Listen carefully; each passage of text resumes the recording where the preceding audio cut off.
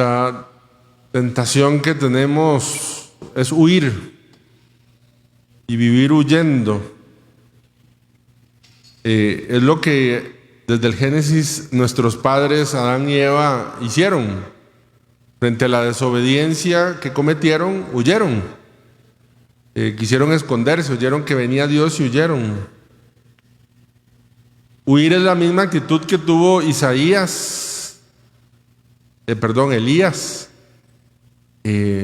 cuando perseguido por quienes le querían matar, se fue y huyó en una cueva. Huir es la actitud de Jonás frente a la petición que Dios le estaba haciendo y que él no quería cumplir la voluntad, huyó.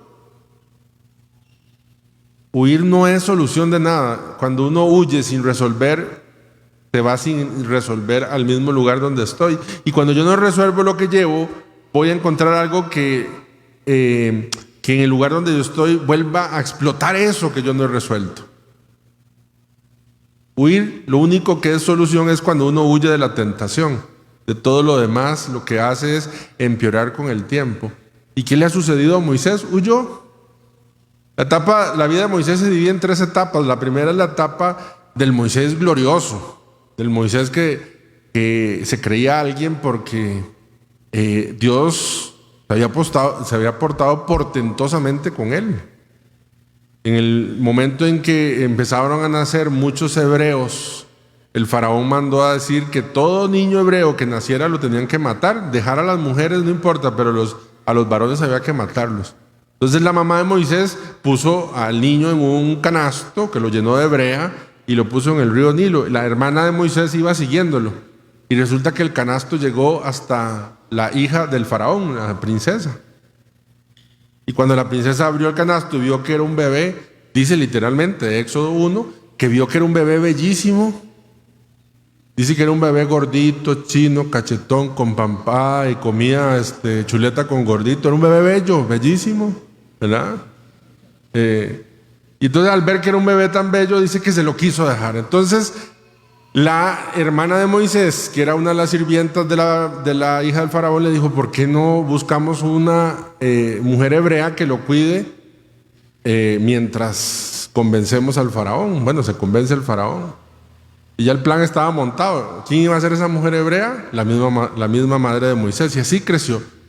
Y luego Moisés creció en el palacio como el hijo del faraón. Sabían todo el mundo que era hebreo, pero con todas las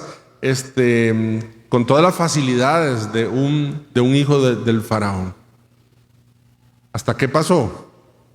Pasó que él se sabía que tenía una misión y un día vio que había un egipcio golpeando a un hebreo. Entonces dice literalmente que miró para todas partes a ver si alguien lo estaba viendo, si había cámaras, si había un dron o algo, alguien filmando, y mató al egipcio y lo enterró en la arena. Al día siguiente están 2 hebreos peleando y Moisés llega a llamarle la atención y uno de ellos le dice: ¿y usted quién lo ha nombrado juez y defensor nuestro? ¿Acaso nos va a matar como mató al egipcio? Y dice que dice la palabra de Dios que Moisés sintió miedo porque el asunto se conoció. De hecho, los mismos hebreos le dijeron al faraón y el faraón empezó a perseguir a muerte a Moisés. ¿Y qué hizo Moisés? Huyó. ¿Por qué? Porque la tentación siempre es huir sin resolver. Y Moisés carga sobre sí 2 cosas. Lo primero que carga es un asesinato y el sentimiento de culpa frente a ese asesinato que hizo, que ocultó, que enterró, que no quiso que se conociera. Y por el otro lado, carga con la sensación de que ese asesinato lo hizo para defender a su pueblo y su pueblo viene, lo traiciona y le acusa con el faraón. Entonces son las 2 actitudes que uno puede cargar: cosas que uno ha hecho o cosas que le hicieron a uno. Y uno huye. Y huye. Y entonces digamos que en su casa no lo trataron bien porque en su casa tuvieron preferencia por uno de sus hermanos, porque hubo agresión, porque hubo violencia, hasta hubo abuso si quieren. Y entonces usted huye de su casa, pero no resolvió. Y donde usted vaya, eso va por dentro.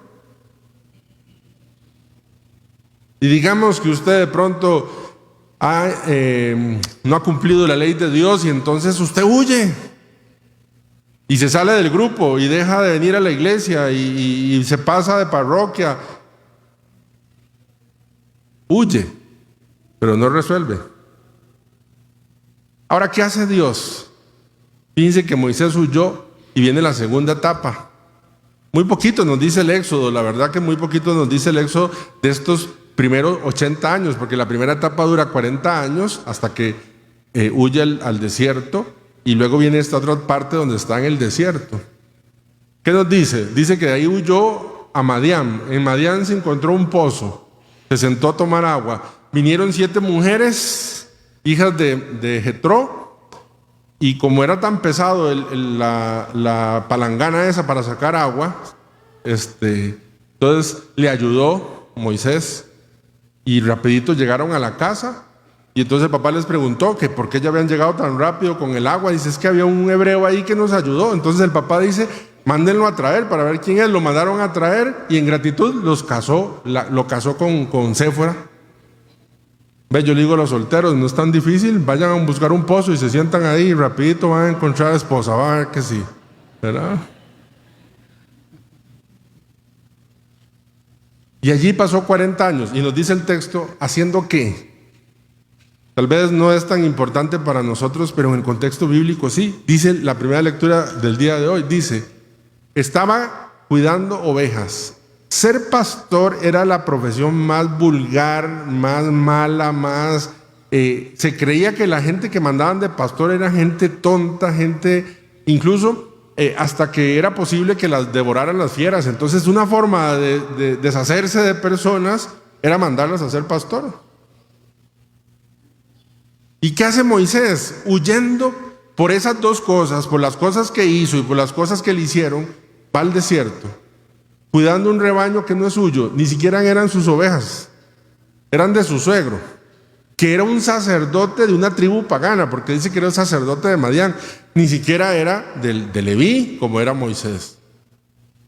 Y es que cuando uno huye, uno termina negociando y conformándose con cualquier cosa. ¿Qué es lo maravilloso de esto?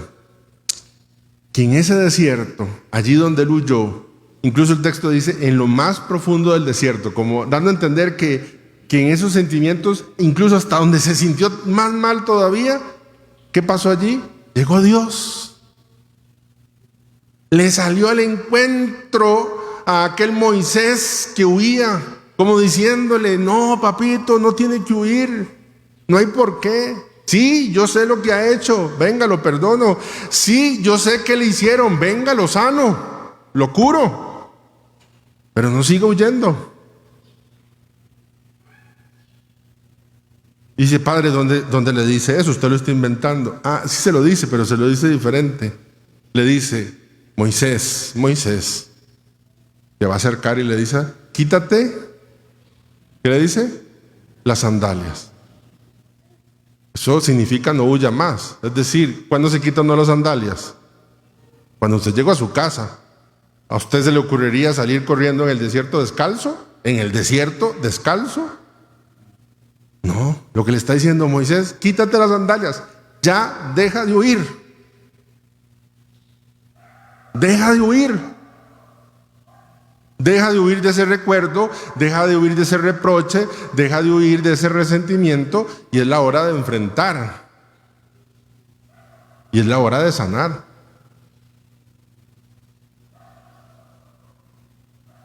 Dios enciende zarzas en sus desiertos y en los míos. Yo no sé qué situación esté viviendo usted hoy aquí, que viene cargando dolor, que viene cargando tristeza, que viene cargando preocupación, que viene cargando soledad. Pues a ese desierto el Señor viene y le sale al camino. Solo que hay que tener la mirada aguda para entender que es una manifestación de Dios, recordándole que ahí está Él. La beata Laura Vicuña, apenas de 10 años, que le había hablado tanto a su mamá que dejara al hombre con quien estaba, porque después de que se había enviudado, se juntó con un hombre borracho, agresor, mujeriego, y Laura le decía, mamá, deja ese hombre porque no te hace bien. Pues Laura en una situación del colegio se enfermó, le dio neumonía, y en el lecho de muerte, Laurita le dice a su mamá, la beata Laura Vicuña le dice a su mamá: mamá, he ofrecido a Dios mi vida para que tú te conviertas y dejes a ese hombre. En esa cama, en ese lecho, en ese ataúd, se volvió una zarza ardiendo para la mamá de Laura Vicuña. Ahí Dios le habló de una manera que le dijo: deja de huir. Y entonces esta mujer, esta madre, deja de huir y se vuelve al Señor. Cuando al padre Miguel Agustín Pro lo condenan a muerte, lo llevan al paredón y el padre estira los brazos allí en el paredón. Muchas veces hemos contado este episodio y están los soldados con los rifles listos para disparar. Preparen, apunten, y el verdugo encargado detiene la ejecución. No puede frente a la paz que refleja el padre Miguel Agustín Pro. Él acostumbrado a ver que a todos los que van a fusilar hay que amarrarlos y vienen gritando. Y aquel padrecito venía caminando. Cuando llegó, le preguntaron un último deseo, lo que hizo fue ponerse de rodillas y rezar. No pudo. Y aquel verdugo con su rifle se acerca donde el padre y le dice: Padre, perdóneme por lo que voy a hacer. Y el padre lo mira, le sonríe, le acaricia el rostro y le dice: hijo, no solo te perdono, sino que también te lo agradezco por lo que vas a hacer. En ese paredón de fusilamiento se volvió una zarza ardiendo para este soldado. Cuando Jack Fest, este hombre casi que ateo, se decía católico pero que no, está en la cárcel porque ha matado a un policía, porque se le cayeron los anteojos y estaba robando, etc. Cuando es condenado a muerte en su juicio, que dura 9 meses, el abogado que contrataron no dejó de hablarle de Dios y al final salió culpable porque era culpable y al final lo condenaron a morir en la guillotina, pero su proceso con ese abogado se volvió una zarza ardiendo, al punto en que dice al final: yo sé que estoy pagando un delito que yo cometí, pero dentro de 5 horas veré al Señor. Volvió su muerte una cita con el Señor. Uno de mis santos preferidos, Maximiliano María Kolbe, no lo sabía, lo leí hace unos 3 días. Lo condenan a muerte, ¿verdad? Porque él se ofrece para morir con el grupo de 10 de hambre, pero no muere de hambre. Entonces, en la semana de los 3 que quedan vivos, hay que ponerle una inyección letal. Y leí del soldado que le puso la inyección.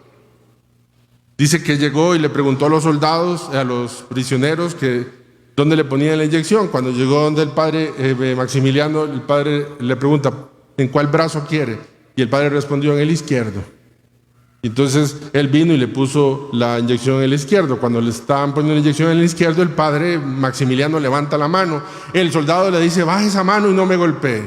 Le dice: no te voy a golpear. Mientras tú me matas, yo, sacerdote, te absuelvo en el nombre del Padre, del Hijo y del Espíritu Santo, para que no cargues con este pecado.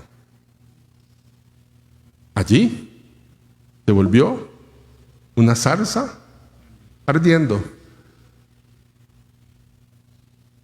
Dios siempre va a salir al camino. La cruz es el incendio forestal más grande para que nuestro corazón se dé cuenta que hay un Dios, que no hay que seguir huyendo de nuestros traumas, de nuestros pecados, de nuestros dolores, de nuestros rencores, de las cosas que no hemos resuelto. Hay solución en Cristo.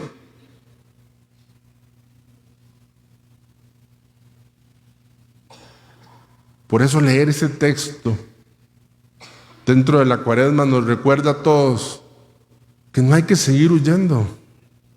Es el tiempo de quitarse los zapatos, porque hemos llegado a casa.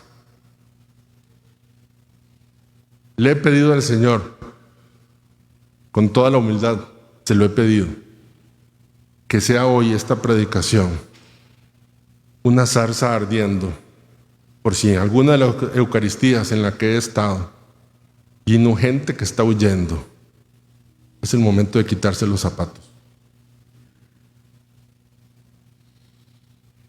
Gloria al Padre, al Hijo y al Espíritu Santo.